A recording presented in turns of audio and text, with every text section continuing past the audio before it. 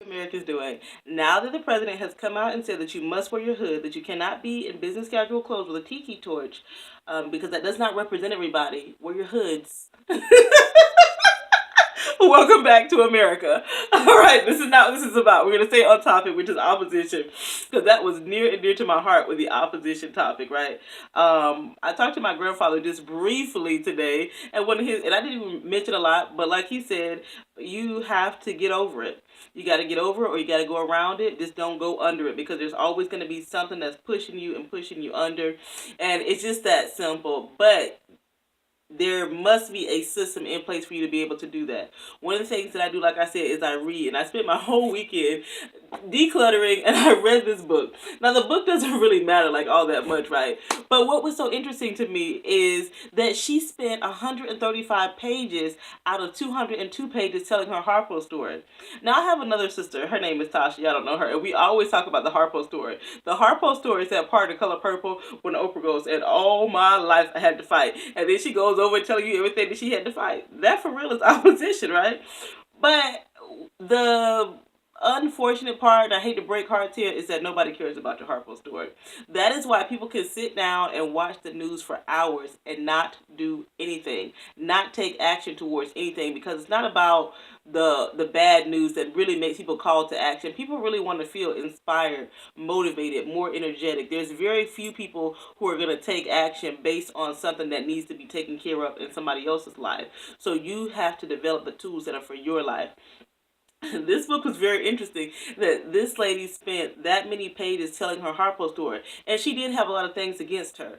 She was in an abusive marriage. The husband took her two daughters away from her. He put one of them in foster care. He sabotaged her business. She was broke. She spent all her money on lawyers. The daughter that he did not put in foster care, he shuffled around from man's house to man's house. Who knows what was going on there? And she was angry.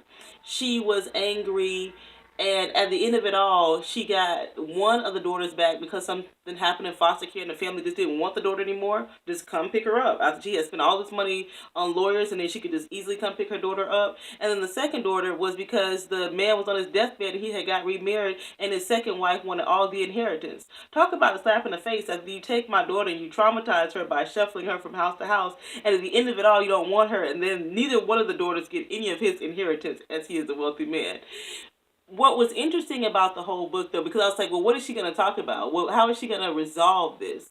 You know, what are her tools to give back to help people that are in these situations? And her only tool was forgiveness. Forgiveness, forgiveness, forgiveness. Now, it sounds so basic. It sounds so silly. To me, I was kind of disappointed when I first got into it. I was like, womp, womp, womp. Lady, please. You know, but as I started to think about it and I read through it, and it's a basic concept to forgive, to let go. You know, holding on to things is like, you know, you drinking the poison thinking that somebody else is going to die. I'm getting a text message. I don't even know who that is. um, you know, you drinking the poison and thinking that somebody else is going to die. And she said that the way that she handled it was that she memorized a Bible verse, and whenever those types of thoughts would come into her mind, she would change the memory over to the scripture, over to the word. Okay, so that's almost like the whole concept of having a plan in place. If you know, and that's, now this is me talking, if you know you have a trigger, have a plan in place for yourself. Like me, I can't talk. Once I'm mad, I just cannot talk to you, because there is no telling what I might say to you. So I just cannot, I cannot speak. I just cannot. And that's the best thing for me to do. Now, you may not agree with it. That may not work for you. But it does not help just to go vent. She said also, while you are forgiving, while you are trying to reprogram your mind into like a positive place with whatever kind of positive information that you have to put into it, while you're waiting and forgiving, don't wait on bad things to happen for people. Like, don't wait on revenge, because that also stops something in you. It's almost like you halfway forgave and you looking at the corner of your eye hoping that the other person dies, or hoping that something bad happens to them that does you no good. You want to make sure that you are full of positive things. And I would say in my own life, what I got also out of this book was, not only do you have to forgive and forgive and forgive other people and other things. Like, this lady was mad at her ex-husband. She was mad at the money that she spent on lawyers. She was mad at the entire legal system. She was mad at the police officers who failed to protect. She was mad at the judicial system for the judges making the decisions that they made that was not based on real information.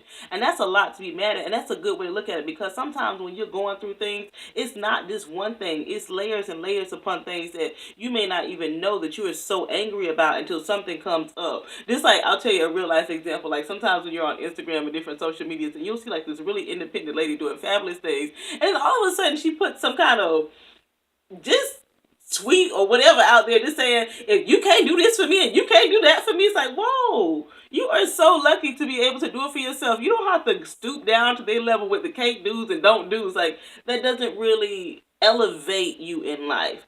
It's okay to say, you know what, that happened to me, but it doesn't serve me and it does not define me type of personality. And she recognized that although those things happened to her, and although all those institutions really failed her, that she had to forgive everything because it wasn't doing her any good to carry it. And another thing that I really got out of it, and I knew that she was going to go there, because when she kept saying the word forgive and forgive and forgive, I do forgive and I do let go, because I know that I always come out ahead. I know that I always come out better than I went in. But the main thing is that you also have to forgive yourself. Like, a key to getting over opposition is to recognize it and to forgive it, and to change the memories, the negativeness of it, into something that is positive.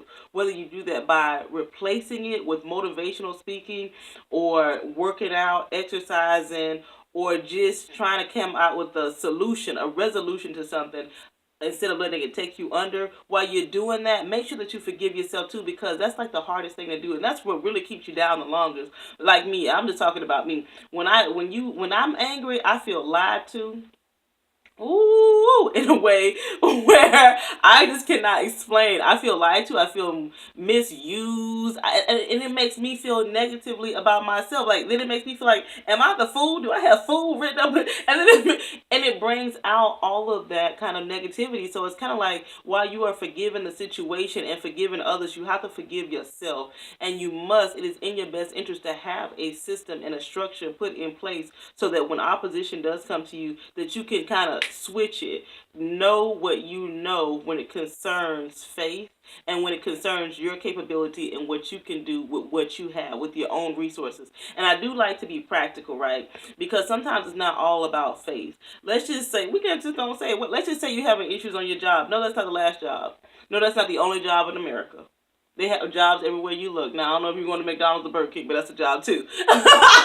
You know what I mean? But know that it's not the only thing. And if one thing cannot hold you back, then a series of unfortunate things should not hold you back either. They may stumble you. You may, fall forward a little bit, have to, rebalance a little bit. But don't let it take you all the way down and under. I hope this made sense. My phone let me ramble on a lot longer than I thought it did. Let me know your comments down below. And I really enjoyed making this. Let me know if you got anything out of it.